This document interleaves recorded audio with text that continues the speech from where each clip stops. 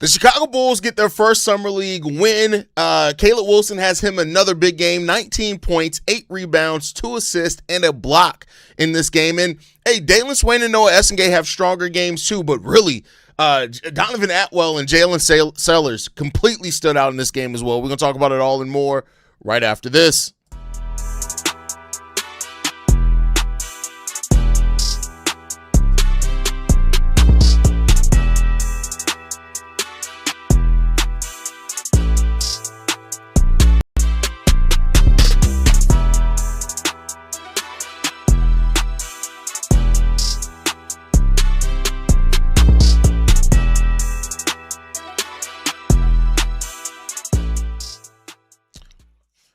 What's going on, Bulls fans? Welcome to another episode of Chicago Bulls Central, your number one spot for everything Chicago Bulls related. I'm the host there, Haize, but more importantly, you guys can follow the channel at Bulls Central Pod on every social media platform we happen to be on. With that said, let's go ahead and get into this content for today, y'all. Much better game all the way around for the Chicago Bulls in this game. They really led. I think the Washington Wizards, if I'm not mistaken, came into this game undefeated as well. And Chicago Bulls really treated them in this game. They played a really solid team game from start to finish. You got to see Jaylin Sellers, Donovan Atwell, Toby Awaka, like just about everybody. This game played much better in regards to, and while the stat sheet doesn't show it for some, definitely other players played well in this game also. But we're gonna talk about Caleb Wilson first. Of course, 19 points from Caleb Wilson, 8 rebounds, 2 assists in this game, 1 block. He shoots 46% from the field and 33% from three-point range. While his three-point shot has not been as on fire as what it was in that first game since, he's still been a very competent and confident three-point shooter, and that's what you really love to see from Caleb Wilson. You know, I always say, and I'm still going to maintain, you don't want to have deep takes coming away from Summer League. You just don't want to have deep takes. It's just not what Summer League is for. Summer League isn't for development. I've seen some people say, well, you want them to get these Summer League games to develop. Ain't nobody developing here in Summer League either. But you are seeing a reflection of the work that they've put in outside of their NCAA season. And that's one thing that's really standing out about Caleb Wilson in regards to this one as well. Like, Caleb Wilson is looking really good. Really good in this. The confidence, the poise, all that type of stuff is there. And the main thing that you wanted to see from Caleb Wilson, at least I would feel, coming into the Summer League game is how good is his shot going to be, the confidence, those type of things. If he was, fully healed from the injury that ended the season early in UNC. And all those questions have been answered with an emphatic yes. Like, Caleb Wilson has played really well from start to finish in this series. And like the last game in game 2 of the Summer League, he really came on in the fourth quarter, much more consistent throughout this game to get his 9 points as well. 7 of 15 shooting, so effective shooting from him as well, efficient shooting from him overall. And you just love to see it. He actually made his one free throw today as well, so that's a big thing from it as well in regards to that too. So you love to see Caleb Wilson, and just this is what Summer League is about for a lot of Bulls fans. They are looking at the growth of Caleb Wilson and how they feel about Caleb Wilson coming out of this Summer League. That, for a lot of Bulls fans, is the biggest thing, the biggest story for them, and rightfully so. And so Caleb Wilson has done, I don't think, anything but help instill confidence that he's going to be a guy that's worth, investing in. He was worth drafting at number 4. He continues to just look like a player that's going to put in work to get better every single day, and you got to love that about Caleb Wilson. So the game from Caleb Wilson, got to love to see it, man. I love to see the way that he played and the confidence he plays with and the fun. Caleb Wilson likes having fun out there, man. I think the Bulls are going to play a lot more fun brand of basketball as well this season, so that's going to help them as well too. So Caleb Wilson, a great Summer League from him so far. I don't know if he plays the final 2 games. I don't know what happens in regards to that. I don't know what the Bulls do for that. But overall, like this has been a really, really strong Summer League for Caleb Wilson. He's done a lot to kind of prove that the three-point shot may be a little bit further ahead than what a lot of people think. And if that ends up being the case, if it does, if Caleb Wilson's shot is legit in the NBA level, and I don't need it to be super high volume, but like I've said before, it changes the Bulls' half-court offense. It changes how you play Caleb Wilson. It changes how you have to defend Caleb Wilson. Like, a lot coming into the season, the thought process was, well, he's gonna thrive in the mid-range, and it's gonna take a lot of Josh Giddey creating for him, lobs, those type of things as well in the post.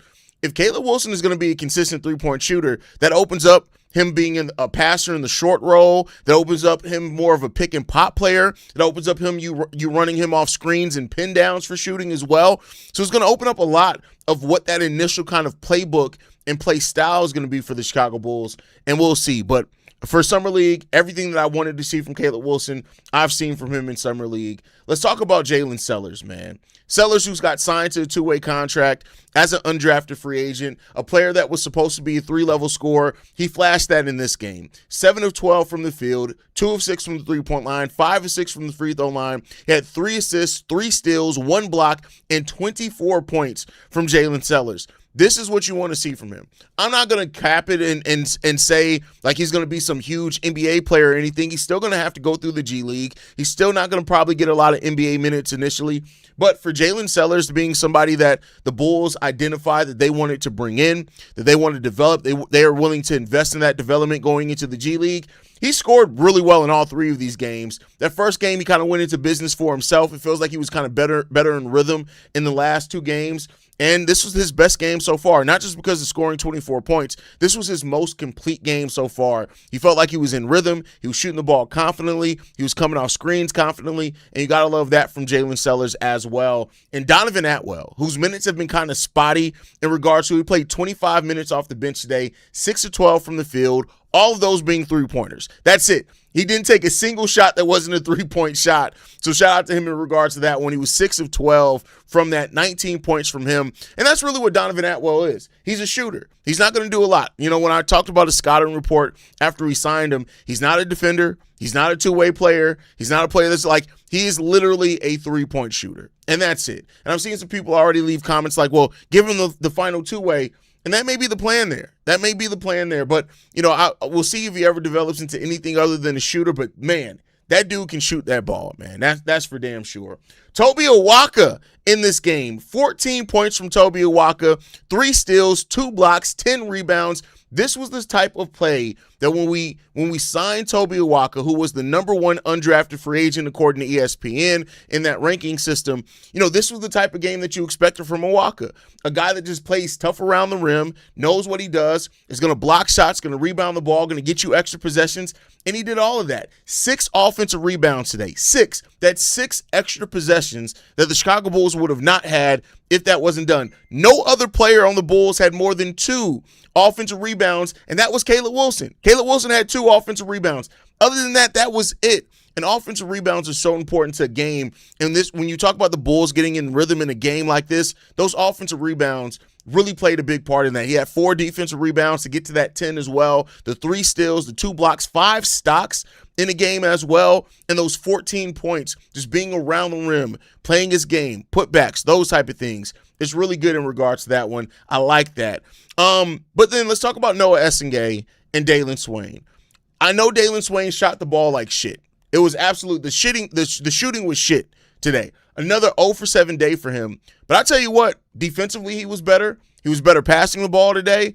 And I'm not saying that I'm going to say that it's like a great game for him, but I do think it was a stronger game than what we've seen before. 1 steal, 1 block, 5 assists, 5 rebounds. He seemed a little bit more confident in moving the ball off, and he had more assists now playing at the 3 than what he had playing point guard. You know why? Because he's not a point guard. He's a connective passer, but he got to get that shot. If Dailyn Swain's shot is not going to fall, I don't know what to say. It's still Summer League. Again, don't take Summer League good or bad. I mean, hell, he led the team in plus-minus at +18 for the plus-minus demons because, you know, some people will live and die by plus-minus. But I think this, even with his shot not falling today, Dailyn Swain played a decent game. Whereas the last 2 games is like, hey, Dailyn Swain played like shit. He was better defensively today, much more confident defensively. I just think that you just see from Dailyn Swain, like, he's a wing. He's not a 1. He's a 2 or a 3. That's where he's going to thrive at. He's going to play that 2 or that 3. And like I said, I can't wait to see him with actual point guards in Trey Jones and Josh Giddey and what that means for him and how he looks playing with those actual point guards. And Noa Essengue coming off the bench today, but probably his strongest game in Summer League so far. 3 of 5 from the field, 7 rebounds, 6 of those being defensive rebounds, 1 steal, and 8 points. And, he only played 16 minutes as well. So, I know he rolled his ankle in the last game and got benched by Thiago Splitter, but I think this was a fairly solid game for a bench role. And this is what he did today is kind of going to be what his role is today. And he even hit a 3 today. It was 1 for 3 from the 3-point line, 1 of 1 from the free throw line. But the way that he played today, coming out there rebounding, playing solid defense, rotating out on players, that's what Noa Essengue's kind of role is going to be if he does get minutes. Like, it's going to be a hard battle for him because Leonard Miller is a lot more ready, and Leonard Miller is probably going to be ahead of that depth chart than Noa Essengue. But if Noah's going to get minutes on this team, it's going to be because of the defense. It's going to be because of the energy. It's going to be because of the rebounding. Those are things that he's going to need to focus on, is being an energy guy. And it was good seeing him with much better energy tonight as well. A lot of people have been talking about his more passive nature, which has been concerning for a lot of Bulls fans. I think that was kind of less in this game. Not saying that it was going to be completely gone, but it was less in this game for sure as well. So just got to see how that's going to go and how it's going to develop, and we'll see what's going to happen there. See what's going to happen in regards to it. So overall, a much better game from the Bulls. A lot more standouts in a game like this. And, you got to see a lot of between Caleb Wilson and then the guys that are actually on two-way contracts, those guys all played the best. Toby Awaka, Jaylin Sellers played really good. Donovan Atwell's on an Exhibit 10 deal, so he can get he can get a G League deal and get a little bit more extra money. I think that's going to be the path. I don't know if Donovan Atwell is going to get a two-way. He's probably going to get a G League contract though, and he has another game like this. He would have earned it. So we'll see what's going to happen in regards to that. But overall, like I said, solid game for the Bulls today. I'm glad that they were able to get the win for what it's worth, even though Summer League really isn't about wins or losses. 99-87 for whatever that's worth for those that like to talk about that. But, yeah, man, just solid basketball all the way around. Austin Default was the one who coached this game. That's the guy that took over after Peter Patton got fired. He took over the role of Peter Patton. He's the one that coached this game today. Thiago Splitter was sitting on the sideline. So take for that what you will. And, yeah, it is what it is. Swain will be fine. He's doing everything else. Once he finds the rhythm, he should be a nice piece. Yeah, I mean, there's something to be said about the fact that he started off this summer league not playing the position that is his best position. And maybe now that he can shake that off and get back into rhythm, hopefully, right? Awaka's a bully for real. He hurt like 5 guys so far in the summer league. Fuck him. Fuck him. That's what I got to say. Fuck them. No, I'm just playing. You don't want to hurt nobody, but hey. Toby Awaka is playing this game. Swain is playing bad, but this is why we develop players. He's not a finished product. That's 100% fact. 100% fact. Hope Atwell gets a chance to show what he can do and gets enough minutes to showcase his shooting. He can be a valuable scorer coming off the bench. He's not going to be a valuable scorer coming off the bench in the NBA. He's going to have to make his way through the G League. He's going to have to show that he can play to that level of competition, and we'll see. 7 or 8 teams didn't get Carr as well, and I bet their fan base bitching about a player who went 24th. I mean, listen, I'm sure fans bitch. That's one thing that they're going to do. Fans are going to bitch one way or another. Wilson is our franchise player. Sellers is our new Sexton. Sellers is not our new Sexton because he's not going to be on the NBA roster. Like, y'all got to stop. Y'all got to stop having these deep takes off stuff from Summer League. The Caleb Wilson thing, Caleb Wilson's damn good. Is he going to be who the franchise builds around? That still maintains to be seen, but signs are looking good in regards to that one. The GMs who passed on Carr, they made a mistake. We'll see about that. Again, it's Summer League. Summer League is not NBA production. We've seen a lot of players have great Summer Leagues that go on and not be great NBA players. I thought Noah plays solid, still clumsy, but I think he needs to grow into his body. He needs to grow into his damn head. That's what he needs to do. That man's head is big as hell. I hope he show out because we do play the Lakers next to Swain, please, bro. Hey, we'll see. Yeah, Brazil. And somehow Haize said Swain has a very better summer league than Terry. Guy's a dud. He's not a dud. And saying somebody's a dud based off summer league is real idiotic. I'm sorry. That's stupid. That is objectively stupid. So yeah. It's just like, again, fan brain is fan brain. It's gonna happen.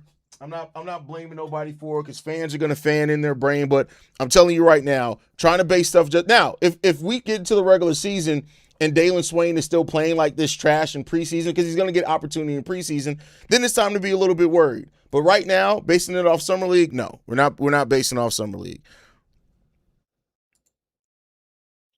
We'll see if Carr plays much at all this year. He's strictly a 2 guard, and also Reeves just got a max deal. I don't think Swain is strictly a 2 guard. I don't think you can say that. Personally, I don't think you can say that. I think Carr is going to be more than just a 2 guard. I think he can play the wing. I think he can play the 3 if needed. And I think he's going to have to put on weight. Like, he may not be a 3 right away, but I think long term he can play some 3 as well. What's the word, bro? I was completely wrong on Essengue. I must admit, he didn't show me anything overseas to warrant bringing him over, but he clearly regained his confidence from his injury and improvement. Well, see, that's the thing. If you I don't see how you can say he didn't show anything overseas. You must have not watched his overseas tape. Noa Essengue overseas got to the free throw line almost at will, right? Wasn't the greatest shooter, but got to the free throw line almost at will. His block rate was ridiculous. So I don't know what to tell you in regards to that one. How can you say that GM's man? Because fans like to think that they have it figured out, bro. That's the thing that I've learned in doing this job. Fans like to think that they got everything figured out based off very minuscule information in the long run of things. But it happens. It's part of the game. It's part of the territory. There's nothing. What the fuck? Where are all these cords coming from? It's part of the territory, and that's just what's going to happen. Noah looks like his body is not holding up to what he wants to do. He needs to stay in the G League and work out more and get his physique turned in. He looks chunky. Noa Essengue does not look chunky at all. There's literally nothing about Noa Essengue that looks chunky. Nobody's going to agree with you that he looks chunky. I'm sorry. He looks lanky. He needs to put on some weight. But to say that he looks chunky, Noa Essengue? See, this is why I be saying fan brain on stuff. Where in the world does Noa Essengue look chunky? I look chunky. Where the hell does Noa Essengue look chunky at? That doesn't make any sense. That makes no sense at all. No sense. Is Noah locked to make the roster? I know. I wouldn't say that he is a lock to make the roster. I don't think you can say anybody is a lock to make the roster as far as now. I mean, he has a guaranteed contract, so technically he's going to take up a roster spot, but he very well could start off the season down in the G League. That's for sure. Sellers won't be on the roster. With Giddey, and that's 3 non-shooters. Sellers' chance is only a Trey Jones trade. He's still not going to have an opportunity. He's a 2-way contract player. He's probably not going to get a lot of opportunity one way or another. He's just not going to. Plus, Sellers is an off guard. He's not a point guard. So it's not Trey wouldn't be in his way.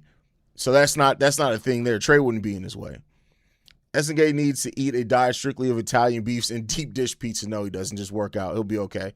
Just take time. You don't want him to do the P. Will. You don't want him to bulk up too fast and not know how to use his body. He doesn't have to do that. If he's available, I would love the Bulls to get Clay somewhere. He's not at that $17 million contract. That doesn't make any sense. Enjoy watching the Lakers featuring the player we should have drafted. Y'all got to stop bitching. Here's the thing. Real talk. I just want y'all to go and look up players that had great summer league seasons and ended up not being. Stop bitching based off summer league. Stop building your takes based off summer league. And also, y'all again, I like Cameron. Keep in mind, I was one guy. I was saying I brought up Cameron Carr at the end of the regular season before the draft process even started. But get over it. Get over it. Stop bitching. It's not going to undo anything, and it doesn't mean that who's going to have the better career. Not yet. Let's get to the regular season. Uh-oh. ESPN alert. Did somebody get traded? Oh, no, nothing amazing there.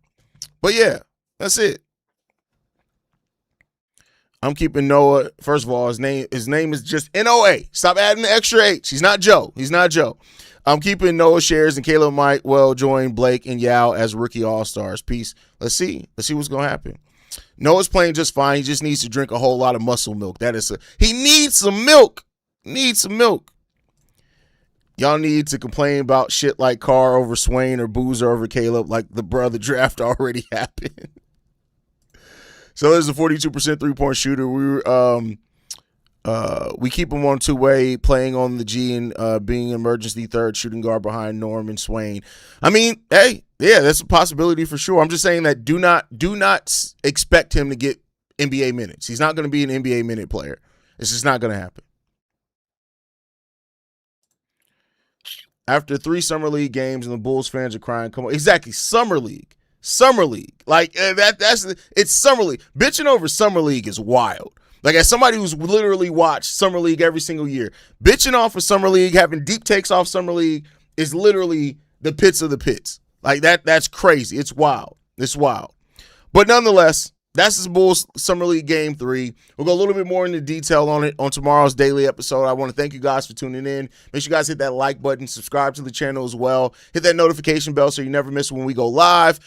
Make sure you guys follow us at Bull Central Pod. You send us any feedback, questions, comments, concerns. bullcentralpod@gmail.com. And lastly, if you want to leave a text message and our voicemail for the mailbag, the number to do so, 773-270-2799. We're the number one spot for everything Chicago Bulls related. We'll catch you guys bright and early tomorrow morning. Love you guys. Go Bulls. Peace, y'all. This has been a presentation of the Break Media.